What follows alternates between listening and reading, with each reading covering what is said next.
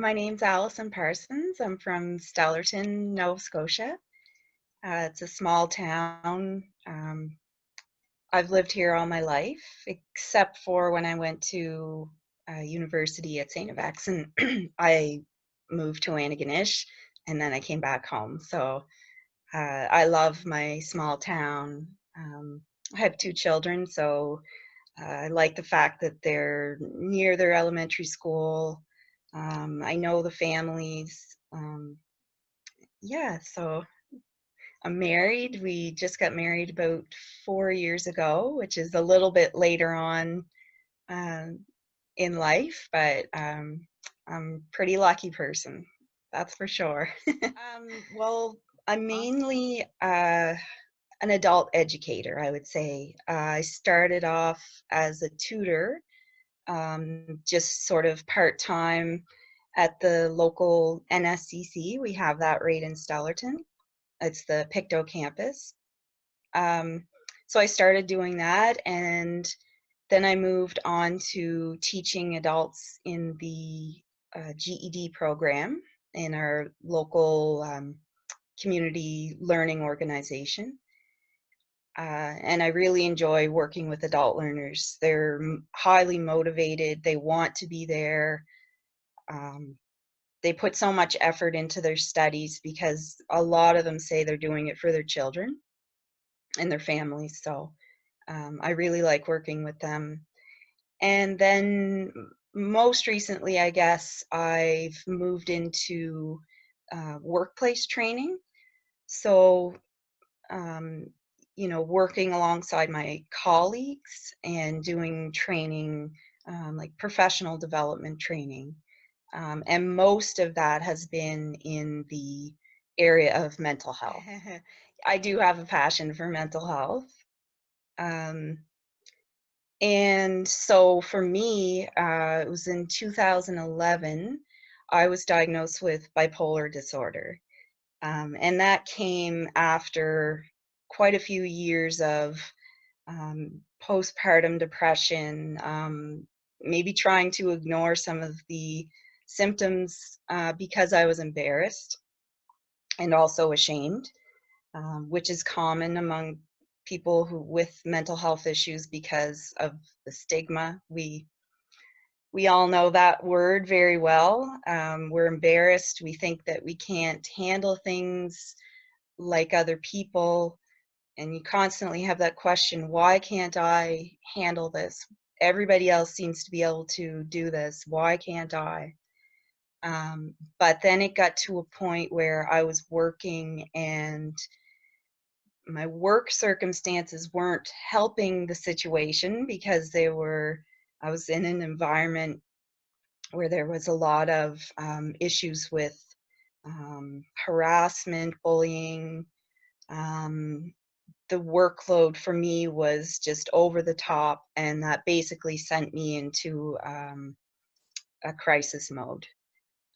And I guess part of my passion for mental health and trying to make people understand, uh,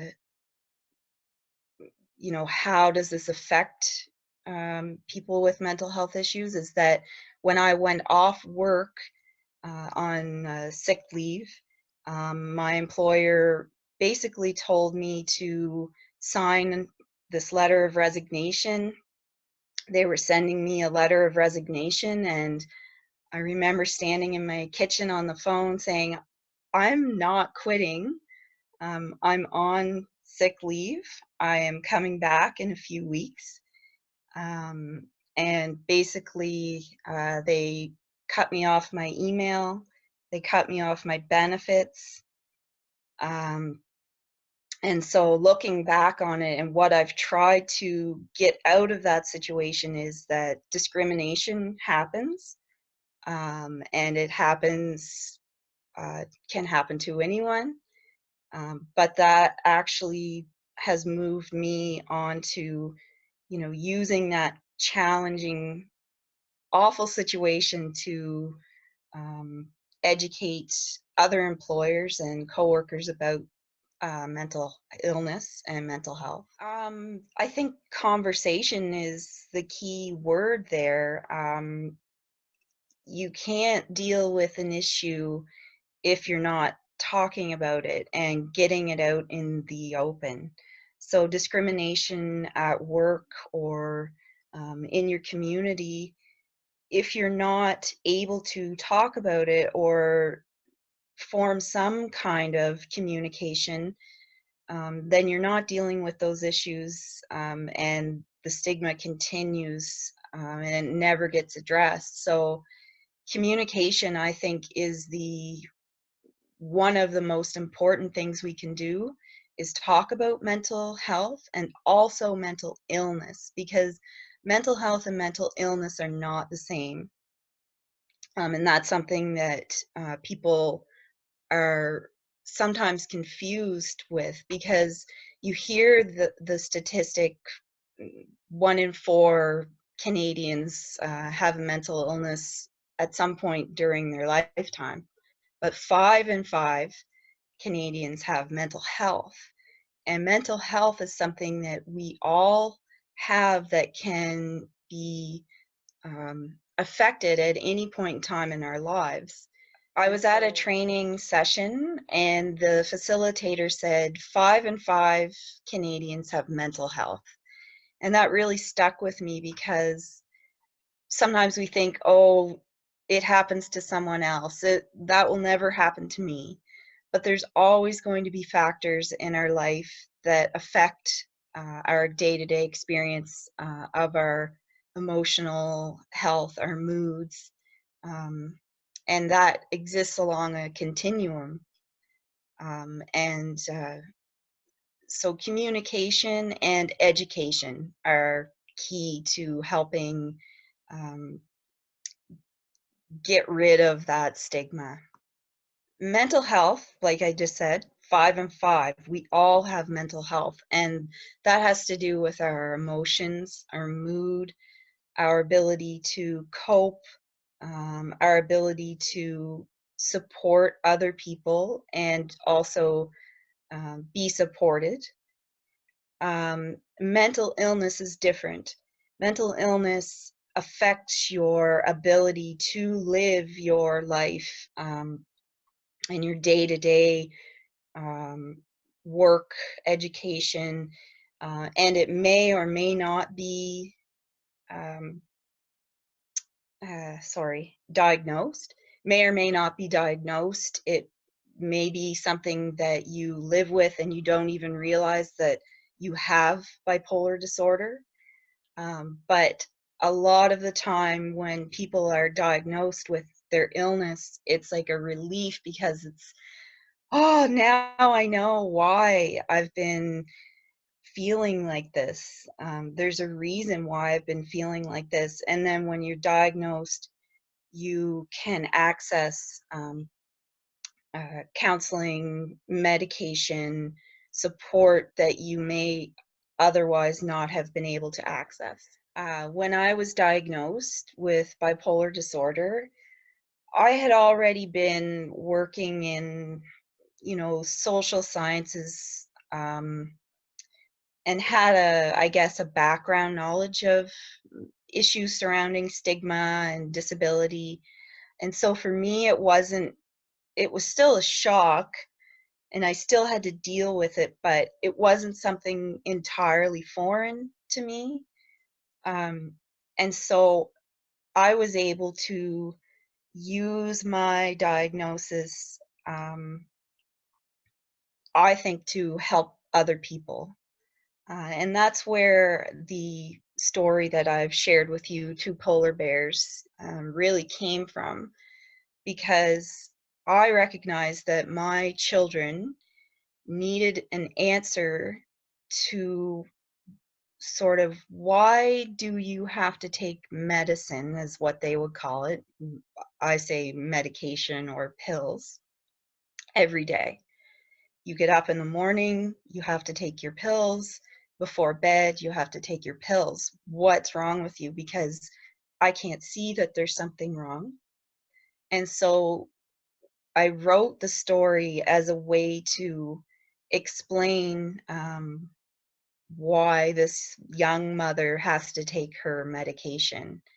And I wrote it so that I could read it to my own children, and then it sort of evolved into um, m- reading it to other children, sharing it in um, events and reading events and that sort of thing. So it's come a ways. It's been written, rewritten several times over the past 6 years. So um, yeah, and they've my kids have read it, reread it, because I used a lot of their experiences and incorporated those into the story. My son was probably in grade 3, and my daughter was maybe 4, so she really wasn't ready at all to hear that story. When I read it to my son, it answered those questions for him. Why do you have to take medication? And then my daughter, when she reached grade 2, she, started asking those questions, and, out comes the book again. We read it together. There's an explanation. And then she was really excited about it. And we ended up doing a presentation for her grade. And she helped me, read the book with the kids, um, pass out the word search afterwards. And that was a really important moment for me. And it was almost the height of that book for me. Yes, I do have some ideas for other stories.